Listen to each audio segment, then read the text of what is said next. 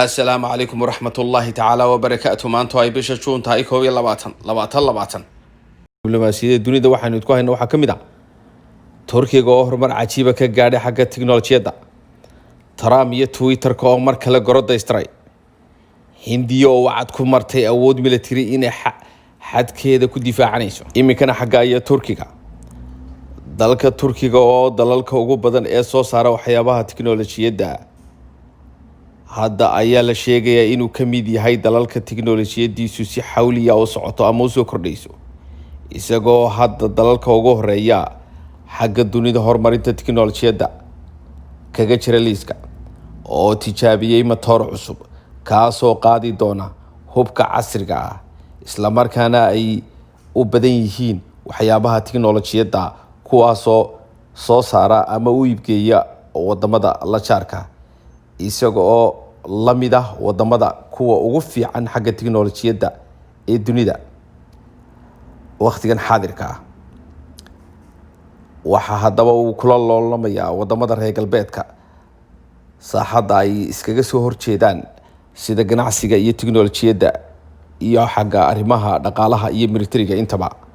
sidoo kale waxa uu u badan yahay ama warbaahintu Turkigu ay kaalin fiican kaga jirtaa wadamada reer Yurub iyo wadamada la jaarka.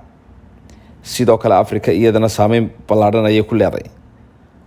haddaba shirkadda dhinaca tiknoolajiyadda hawada u qaabilsan ee la yiraahdo Turkish Aerospace Industry TAI ayaa sheegtay in Turkigu marba markay ka sii dambaysa waxa uu soo saaraa wax cusub oo uu tijaabiyaa, waxaana shirkaddu ay soo saartay hadda matoor aad u weyn oo lagu rakabiyo gantaalaha aad u waaweyn oo meel fog wax ka dila, kuwaasoo gaaraya ilaa qaarad. sida uu sheegay Mustafa Frank ayaa ka qayb galay furitaankii matoorkan cusub ee lagu rakibayo gantaalaha casriga ah ee dheereeya oo la yiraahdo TAI TJ300, waxaana lagu sameeyay isla Turkiga. waxa kale oo la sheegay in la saari doono gujisyada iyo waxyaabo kale oo badan oo loo adeegsado badaha, kaasoo ah qalab casriya. waxa kale oo uu Turkigu ku biiray wadamada qaniga ka ah xagga diyaaradaha drone-iska ee cajiibka ah, sida laga sheegayo dalkaasi Turkiga. waxa kale oo hadda diyaariyay Turkigu sidii uu u dhoofin lahaa qalabkiisa tiknoolajiga ee casriga ee uu u dhoofin lahaa wadamada amaba dunida inteeda kale. iminkana Hindiya ayaa wacad ku martay inay awood ciidan ay xadkeeda ku difaacayso kadib markii 20 askari ay ka dileen ciidamada Shiinaha Isniintii la soo dhaafay. Ra'iisul Wasaaraha Hindiya Narendra Modi waxa uu sheegay waqtigan xaadirka inayna jirin ciidamo shisheeye oo ku sugan xadka Hindiya iyo dhul laga qabsaday toona. dalka Shiinaha qasaaraha ka soo gaaray dagaalkii ciidamada Hindiya ay la galeen wax wara kamay soo bixin tan iyo markii uu labada dal uu iska horumaadku uu ku dhex maray xadka Himalayan ee labada dal ay isku hayaan. labada dal oo ku hubeysan hubka nuclear-ka ayaa dalka kale ku eedeeyay inuu xadkiisa tallaabo ku soo qaaday kuna soo xadgudbay. Hindiya waxay sheegtay labada dalba ayse qasaaro inaanay ka soo gaarin dagaalkaasoo ku dhex maray buuraleyda Galwin ee ku yaala Ladakh. Ra'iisul Wasaaraha Hindiya Narendra Modi oo jimcihii shacabka dalka Hindiya telefishinka kala hadlay wuxuu sheegay in ciidamada Hindiya in ay amar buuxa u haystaan inay qaadaan tallaabo kasta oo military oo ay ku difaacayaan xuduudaha dalka Hindiya. dalka Hindiya wuxuu si aad ah uga xumaaday ugana carooday tallaabadii uu Shiinuhu ku dhaqaaqay, ayuu yiri, isagoo intaa ku daray Hindiya nabad iyo saaxiibtinimo inay doonayso, balse ay qarannimadeeda gorgortan aynay ka gelayn. Mr. Modi oo ka hadlay dagaalkii Isniintii dhacay wuxuu sheegay inay gudaha xuduudda Hindiya xoogaga shisheeye ku sugnaayeen dhul ay Hindiya leedahay aan la qabsan. labada dal ayaa waxay 1996 ay galeen heshiiska xadka ee labada dal isku hayaan, kana mamnuucayo hubka iyo waxyaabaha qarxa wararku waxay intaas ku darayaan dagaalka xadka u dhex maray ciidamada Hindiya iyo kuwa Shiinaha in lagu dhaawacay ugu yaraan 76 askari oo Hindi ah.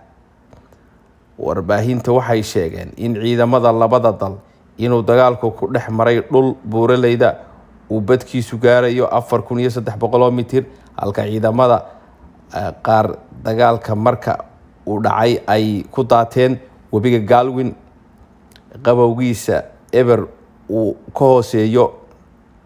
Maxaa dhacay intii ay socdeen isku dhacyadan? Ugu yaraan 20 askari oo u dhalay dalka Hindiya amaba u dhalatay dalka Hindiya ayaa lagu dilay dhacdadii habeennimadii Isniintii.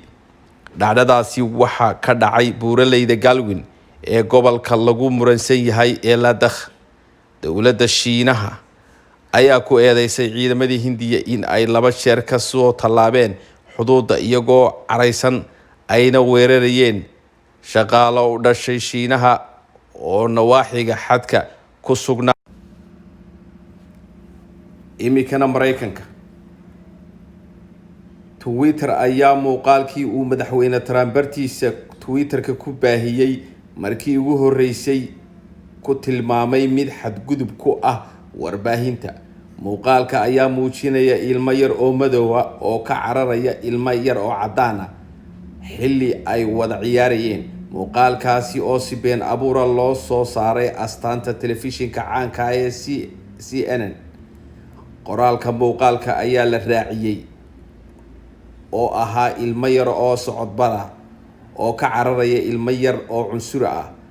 Ka hor intii CNN muuqaalkaasi aanay ku sheegin inuu yahay mid been abuura, Twitter oo digniin culus u diray madaxweyne Trump. Muuqaalka been abuurka uu bartiisa Twitterka ku baahiyay ayaa muujinaya in dagaal hor leh uu ka dhex qarxay madaxweyne Trump iyo Twitterka. Shirkadaasi Twitterka aan idhaahdee bishii May, Twitter waxay qarisay fariimo uu madaxweyne Trump bartiisa soo dhigay intii ay dadka boggiisa ku xiran aanay gaarin ama aysan akhrisan. Madaxweyne Trump ayaa tallaabada ay Twitter qaaday jawaab uga dhigaya. Wuxuu amar ku bixiyay in la diyaariyo sharci hortagaya xadgudubyada, taasoo xakameyn doona sharciga waddanka u yaala caburinaya oo ka soo horjeesanaya ama xadidaya. Digniin cusub oo ay Twitterka u jeedisay madaxweyne Trump oo ah tii ugu horeysay waxaa lagu xusay inuu xorriyadda saxaafadda uu ku xadgudbay madaxweynuhu.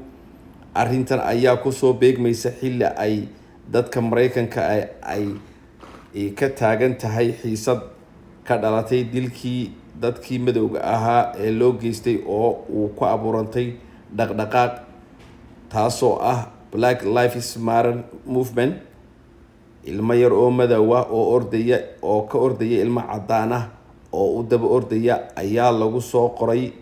Ilmahan cunsuriga wuxuu ka mid yahay codbixiyayaasha Trump sida ay sheegayaan warbaahinta dalkaasi.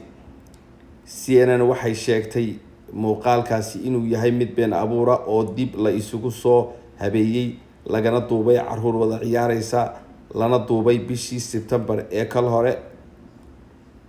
Trump ayaa ku jawaabay in shirkadda ay gebi ahaanba curyaaminayso xorriyatul qowlka.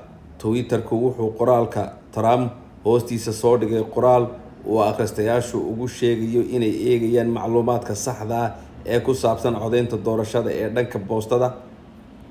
Shirkadda waxa ay ballan qaaday inay sare u qaadi doonto digniinta ka dhanka ah wararka been abuurka ee la soo geliyo bartaasi, balse waxay u muuqatay mid ka gaabisay inay tallaabo ka qaado madaxweynaha Mareykanka.